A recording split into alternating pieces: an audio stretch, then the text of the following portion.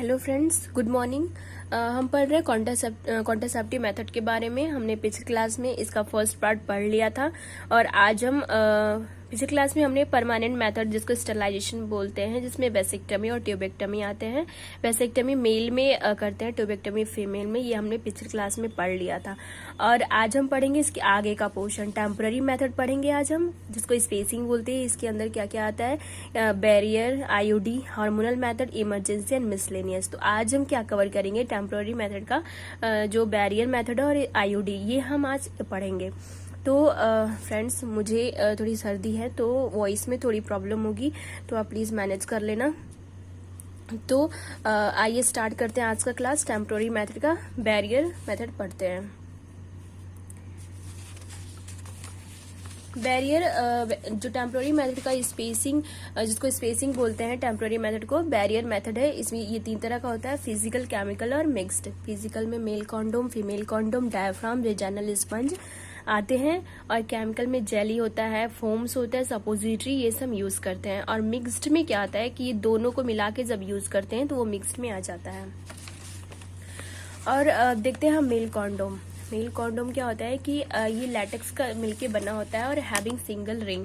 और female condom जो होता है made by latex and double ring. जो मेल कॉन्डोम और फीमेल कॉन्डोम दोनों लैटेक्स का ही मिलके बना होता है, लेकिन जो मेल कॉन्डोम होता है उसमें सिंगल रिंग होता है। मेल कॉन्डोम में सिंगल रिंग होता है और फीमेल कॉन्डोम में डबल रिंग होता है।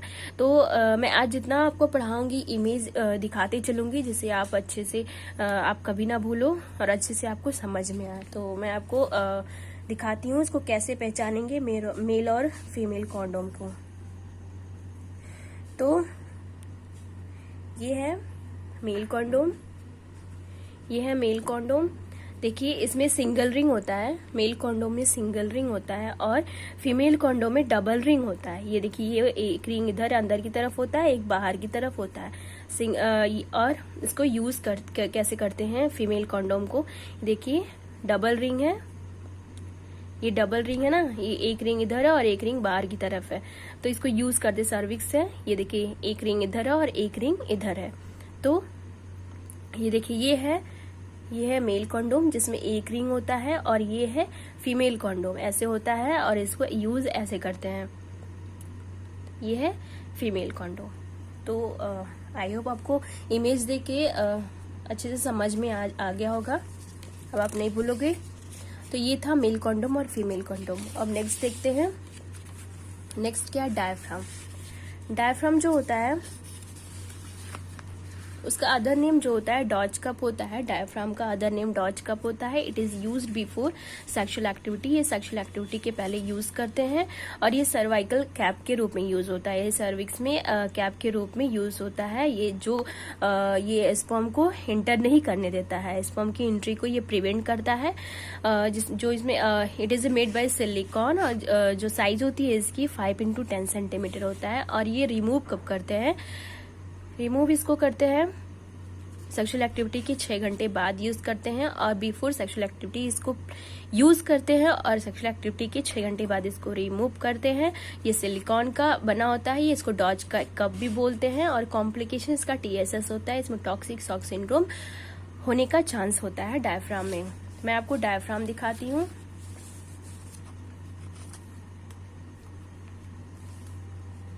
डायफ्राम का इमेज मैं दिखाऊंगी, जिससे आप नहीं भूलोगे कभी, अच्छे से समझ में आएगा। ये देखो, ये है डायफ्राम। ये देखो डायफ्राम ऐसा होता है, ये है डायफ्राम। इसको यूज ऐसे करते हैं, कैप के रूप में इसको यूज करते हैं सर्विक्स में। ये देखो, इसको ऐसे यूज करते हैं सर्विक्स में। देखो इसको ऐसे यूज कर रहा है, ये कैप के रूप में इसको यूज करते हैं। ये था डायफ्राम। अब नेक्स्ट है वेजाइनल स्पंज। जो वेजाइनल स्पंज होता है इसको टूडे भी बोलते हैं, वेजाइनल स्पंज को टूडे भी बोलते हैं, इसका अदर नेम होता है वेजाइनल स्पंज का। It is made by silicon, ये डायफ्राम भी सिलिकॉन का बना होता है और वेजाइनल स्पंज भी सिलिकॉन का ही बना होता है। साइज इसका होता है 5 × 2.5 centimetre.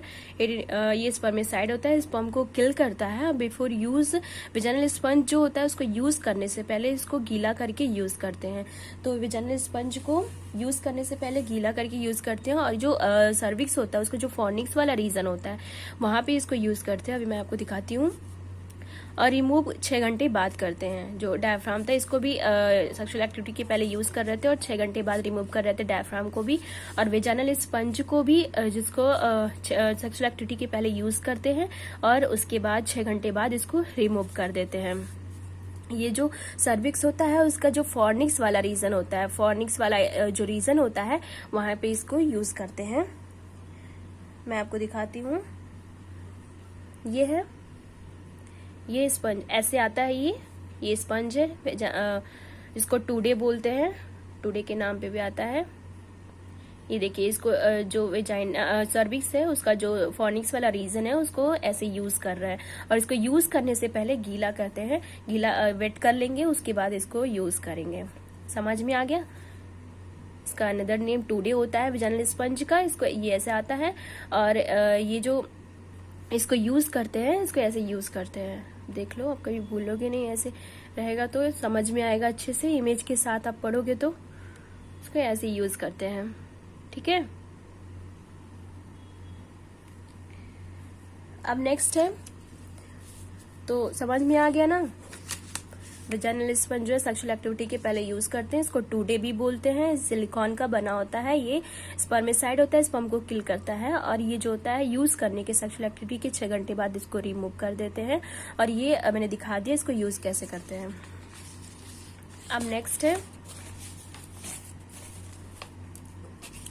Chemical method. Chemical method में क्या होता है कि जेली, फोम, सपोजिटरी ये सब इसमें आते हैं। ये स्पर्मेसाइड होता है, स्पर्म को किल करता है।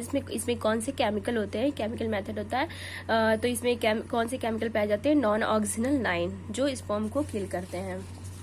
तो हमने पढ़ लिया बैरियर पढ़ लिया, फिर जिसमें फिजिकल केमिकल पढ़ा। मिक्स्ड में क्या था, मिक्स दोनों एक साथ यूज करेंगे तो मिक्स में आ जाएगा। अब फिर नेक्स्ट आईयूडी पढ़ेंगे, इंट्रा यूट्राइन डिवाइस जिसको बोलते हैं। आईयूडी में आइए देखते हैं।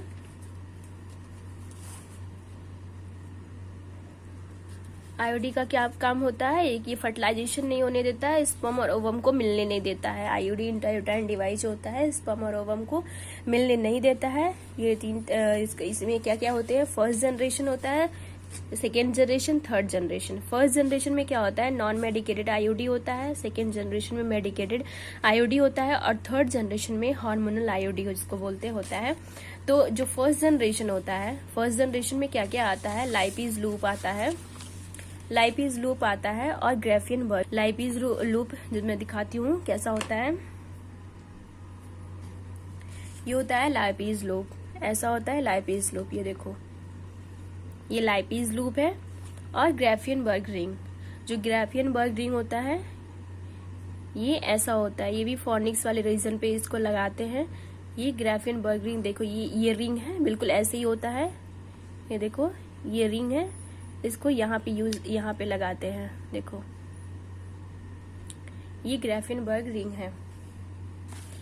अब है नेक्स्ट है सेकेंड जनरेशन। सेकेंड जनरेशन जो होता है इसको मेडिकेटेड आईयूडी भी बोलते हैं। इसमें कॉपर टी होता है।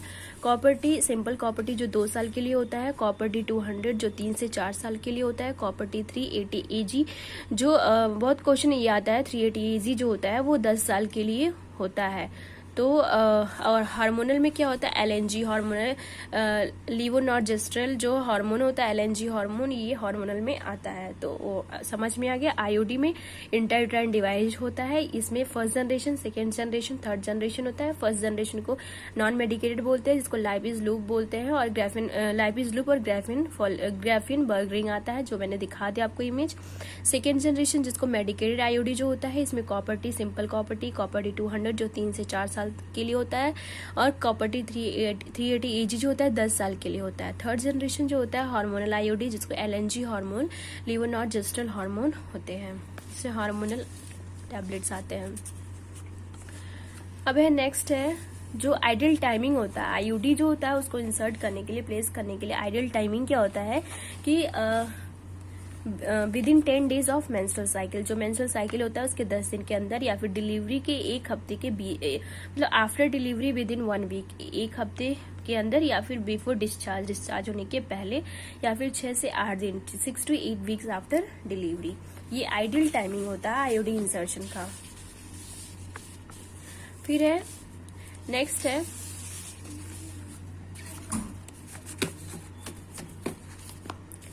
है कॉम्प्लिकेशन ऑफ आईओडी, जिसमें कॉम्प्लिकेशन क्या होता है, यूट्राइन ब्लीडिंग होता है, यूट्राइन पेन होता है, पेल्विक इन्फ्लामेटरी डिजीज होता है, PID, uterine perforation, ectopic pregnancy. लेकिन जो यूट्राइन ब्लीडिंग होता है ये मोस्ट कॉमन होता है, मोस्ट कॉमन। अगर एग्जाम में ऑप्शन करके आता है तो ये, अगर ये ऑप्शन है यूट्राइन ब्लीडिंग तो आप इसको ही टिक करना।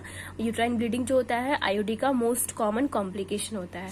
कॉन्ट्राइंडिकेशन, किसमें हम यूज नहीं कर सकते हैं आईओडी, एब्सोल्यूट रिलेटिव, एब्सोल्यूट मतलब बिल्कुल जिसमें हम यूज नहीं कर सकते, जैसे प्रेगनेंसी है, प्रेग्नेंट है वुमेन, उस समय हम आईओडी नहीं इंसर्ट करेंगे। अनएक्सप्लेन वेजाइनल ब्लीडिंग हो रहा है तो नहीं यूज करेंगे, क्योंकि मैंने बताया कि इसका कॉम्प्लिकेशन आईओडी का ये यूट्राइन ब्लीडिंग होता है। तो unexplained vaginal bleeding, cancer of cervix है, history of PID, pelvic inflammatory disease है, एक्टोपिक प्रेगनेंसी, ये सब जो है इसमें हम यूज नहीं कर सकते हैं। और रिलेटिव में जैसे लैक ऑफ नॉलेज है, वो मेरे को पता नहीं है कैसी यूज करना है, नहीं यूज करना है, कैसे यूज करना है, कुछ भी नहीं पता है, वो लैक ऑफ नॉलेज है। एनीमिया कंडीशन में पहले से उसको एनीमिया है तो इसको मैंने बताया कि इसका कॉम्प्लिकेशन होता है यूट्राइन ब्लीडिंग, तो ऐसे कंडीशन में हम नहीं लगाएंगे, मेनोर्जिया में हम नहीं लगाएंगे। तो ये था कॉन्ट्राइंडिकेशन। इंट्रायूट्राइन डिवाइस जो है उसका कॉन्ट्राइंडिकेशन है। तो ये था आईओडी। तो मैं एक बार रिवाइज कर देती हूँ कि क्या हमने आज पढ़ा। तो हमने पढ़ा टेम्पररी मेथड, स्पेसिंग, जिसको जिसमें बैरियर मेथड आता है, इसमें फिजिकल, केमिकल और मिक्स्ड है। फिजिकल में हमने पढ़ा male condom, female condom, diaphragm, vaginal sponge, और केमिकल में जेली आता है, फोम्स आता है, सपोजिटरी आता है। और मेल कॉन्डोम जो होता है मेड बाय लैटेक्स और हैविंग सिंगल रिंग, और female condom made by latex and double ring. ये मैंने आपको इमेज के साथ दिखा दिया। और ये डायफ्राम जो होता है अदर नेम इसका होता है डॉज कप होता है। It is used before sexual activity, it is made by silicon, और इसका 5 to 10 सेंटीमीटर होता है इसका जो साइज होता है। ये सेक्सुअल एक्टिविटी के पहले यूज करते हैं और 6 घंटे बाद, सेक्सुअल एक्टिविटी के 6 घंटे बाद इसको रिमूव कर देते हैं। डायफ्राम में कॉम्प्लिकेशन क्या हो सकता है, टॉक्सिक शॉक सिंड्रोम हो सकता है। ये सर्वाइकल कैप के रूप में इसको यूज करते हैं डायफ्राम को। वेजाइनल स्पंज जो होता है वो उसको टूडे के नाम से आता है, अदर नेम इसका टूडे है। It is made by silicone. Size जो होता है 5 into 2.5 सेंटीमीटर। It includes spermicide and before use vaginal sponge it should be wet. Use करने से पहले इसको हम वेट करके यूज करेंगे। वेजाइनल स्पंज जो होता है, टूडे होता है, ये यूज करने से पहले इसको वेट करके यूज करना होता है और रिमूव करेंगे सेक्सुअल एक्टिविटी के 6 घंटे बाद इसको रिमूव करेंगे। मैंने इसका भी आपको इमेज दिखा दिया। और अब है उसमें जो नेक्स्ट है केमिकल मेथड, तो जिसमें जेली, फोम, सपोजिटरी आते हैं। ये स्पर्मिसाइड होते हैं। इसमें नॉन ऑक्सीजनल 9 जो नाम का केमिकल होता है यूज इसमें पाया जाता है और टू किल, ये स्पर्म को किल करता है। फिर हमने नेक्स्ट पढ़ा बैरियर मेथड के बाद आईओडी पढ़ा। आईओडी जो होता है इंट्रायूट्राइन डिवाइस, जो फर्टिलाइजेशन नहीं होने देता है, ये स्पर्म और ओवम को मिलने नहीं देता है। आईओडी इंट्रायूट्राइन डिवाइस ये क्या होता है, इसमें first generation, second and third generation होता है। फर्स्ट जनरेशन जिसको नॉन मेडिकेटेड बोलते हैं, जिसमें लाइपिस लूप और ग्राफिन बर्गरिंग होता है। सेकेंड जनरेशन जिसको मेडिकेटेड आईओडी बोलते हैं, इसमें copper T, simple copper T जो 2 साल के लिए होता है, कॉपर टी 200 जो 3 से 4 साल के लिए प्रोटेक्शन करता है, और कॉपर टी 380 AG जो 10 साल के लिए प्रोटेक्शन करता है। फिर थर्ड जनरेशन में हमने पढ़ा आईओडी LNG हार्मोन जो लीवोनॉर्जेस्ट्रॉल होता है। फिर मैंने आपको कॉपर टी नहीं दिखाया। कॉपर टी ये होता है,